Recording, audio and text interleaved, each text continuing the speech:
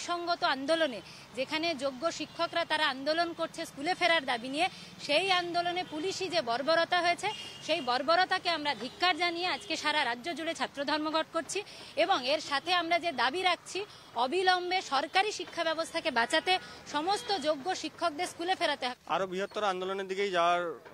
যাওয়া হবে যদি না আমাদের দাবিগুলো মানা হয়। কারণ আপনারা জানেন, আপনাদের বললো রেশমিতারা খাতুন, যে কিভাবে গোটা দেশ জুড়ে যেভাবে শিক্ষা ব্যবস্থা, সরকারি শিক্ষা ব্যবস্থা এমনিতে ভেঙে পড়েছে, তার মধ্যে আজকের দিনে দাঁড়িয়ে যদি পশ্চিমবঙ্গে এরকম 26,000 শিক্ষক স্কুল থেকে বাতিল হয়ে যায়, তাহলে শিক্ষা ব্যবস্থা রীতিমতো ভেঙে